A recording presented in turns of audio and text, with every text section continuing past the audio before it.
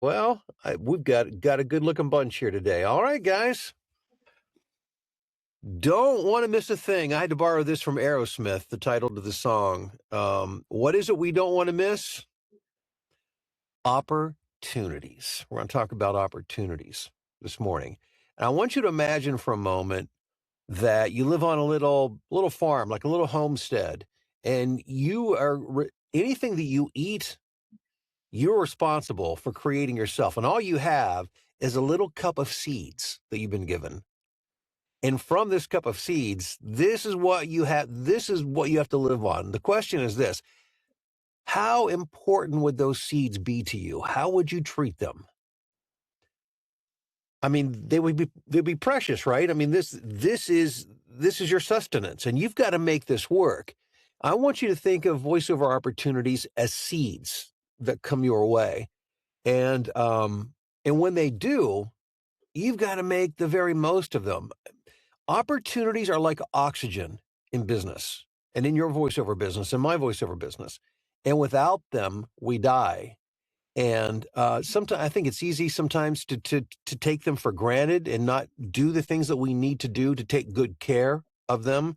So if we start to think of them in terms of these are our livelihood. This is our sustenance. This is like if we were gold miners, this would be those little flakes of gold that we happen to pan out, the pop up. And we want to make sure that we get the most out of them. And what I mean by that is maximizing the number of those opportunities that we get,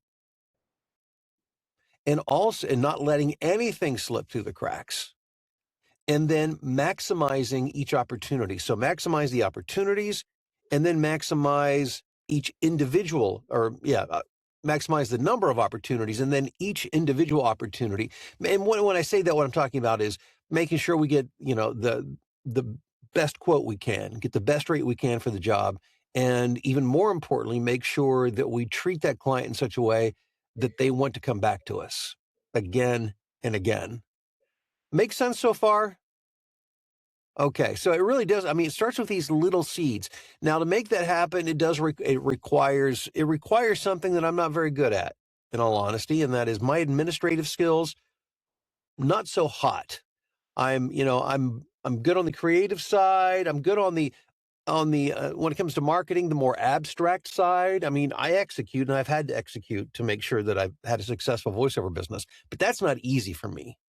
I love to scheme. I love to come up with the plans, but to make it happen, that's something my wife is very good at. I mean, that's what she does really, really well. I'm better at the more abstract, and she's really good at the highly technical and the nitty gritty of getting things done. But that's what's required to grow a business. To be able to scale it requires paying attention to the details and having a system to do that. And I mentioned this the other day. I'm going to mention it again because it's so appropriate for this conversation. And that is, I got to a point in my voiceover career where I realized if I was going to grow, and I wanted to grow, and I wanted to increase my income, that I really couldn't do it on my own. Number one, because my skills really, as I said, weren't so broad, where I was like, I'm not good at it. And most of us aren't good at everything. And I realized that, again, the execution I had in follow up, those details, keeping track of those details, is me trying to keep a calendar straight is a huge ordeal. Um, Anything that I refer to on my calendar, my wife never believes me because half the time she's right. I've got it wrong. It's on the wrong date or the wrong time. It's just, again, it's not my thing. But when I brought Mallory in to help me out, gosh, what is maybe 12 years ago, um, and I could focus on recording and auditioning, and she was watching those details for me and taking care of the billing and such. I literally tripled my revenue, and it made, I mean, the fact that I hired her was just a bonus. I mean, she was able to get a good income from it, but I was able to significantly increase my income from it as well. So having a system is so incredibly, incredibly important. And in case you don't believe me that voiceover talent need to really grasp this message, I mentioned this, I think in the training last week, but for those of you who weren't there, didn't catch it. There's a recent survey that came out from the National Association of Voice Actors, and this is for 2025. 57%, 57% of voiceover talent make less than $50,000 a year, and a good number of those make less than $25,000 a year. And so, what I'm saying is that the majority of voiceover talent you struggle to make voiceover a full-time living, and it's because you have to understand that those little seeds of opportunities, they're so precious, and they have to be treated gently and carefully and systematically nurtured along. And I say all of that to really encourage you guys again, and I'm going to continue to do this because it's the reason we're here, and that is to lean on the system to do that.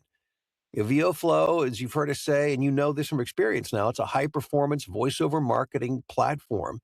And, pointing us to first of all, being able to get the right leads is extremely helpful. So it's taking you to the right folks, and then through the website, it's anywhere from 5x to 20x the SEO power because of this back-end functionality that's been built in to create this directory with all these separate demos and being able to get all of this indexed in Google. And if you don't know what I'm talking about, I encourage you to go into the learning and training section and watch some videos to learn more about that, or you can bring it up in in our coffee chat coming up a little bit later this morning, and we'll be glad to talk more about that. But it's all about creating more opportunities, bringing those into the pipeline or into the sales funnel, and then cultivating that. It allows us to we can either get reminders to do the things that we need to do, or we can set up automations to do the things that we do. So if you're not fully, if you're still a little nervous about the technology, or you really haven't completely leaned into it, I want to encourage you to do that, because it will bring you more opportunities, and it will allow you to squeeze more juice out of each opportunity that you have, and to do far more than you could ever do on your own with a yellow legal pad. Again, going back to the way I used to run my business very, early on, which was a really, it's amazing I survived those early days, but I did, I did. And now, fortunately, we have the tools to help us along. So any questions or thoughts from you guys this morning, or experiences, etc.? You guys always have such great stories. Wayne, I knew you had one. I saw you pulling that microphone over, and I knew I could count on you. Just a curiosity question on ratios. Yeah. So this is almost the last day of the month, basically. Yeah, tomorrow's the last day of the month. So as of today, I did 223 leads, of which 21 are warm, 4 were hot, or became warm, and then 4 became hot. But 5 prospects, in other words, I got put on 5 lists this month out of the 223 leads. My question is that a good ratio? Yeah, that is a good ratio.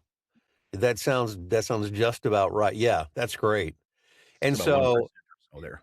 And of course, getting on a roster is a step toward where you want to go. And I know you'd love for those 5 things to be actual jobs. But the great thing is being on a roster is going to now expose you. That one email sent to that one roster is going to result in you being exposed to hundreds and thousands of other clients, because Right. what these rosters do is they market themselves, they advertise, and they drive traffic to their websites. I accredit my survival early on in large part to voice talent rosters. Some of these rosters are, I'm on a couple of whiteboard rosters. Mm-hmm. It's all encompassing, not just voice talent, but all 5 of them. But I thought at 5 a month, that's 60 a year. Something has to churn up in a year. Well, absolutely. And and rosters are like anything else. Remember the 80-20 rule, the Pareto principle I talked about the other day. It's the same thing. A lot of the rosters that I applied for, I never got on. Some, I got on a number of them, and it took a while to get traction. And then on a few of them, I was able to immediately get on and start to get some clients. But it's because I got on I was marketing myself, trying to get on every roster I possibly could.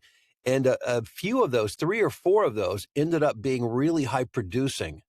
I was making thousands a month from those rosters, because what happens is, and I'm sure you guys get this already, but once a client comes, and if they use you and they like you, then what happens? It just becomes repeat work. You might become the new voice of Bob's Furniture in Paducah, Kentucky, and they just keep using you over and over again. And then eventually, somebody else uses you for a car dealership in Sarasota, Florida. And then, they keep using you and using you. And after a while, I had a nice little book of business just from these clients I was getting through these voice talent rosters. So I just say all of that to help manage expectations, to know it's really like everything else. You're going to have, it's 80-20 rules. So Wayne, keep getting on the rosters and keep doing what you're doing, because that's really good news. That's a good return on your investment so far in terms of responses.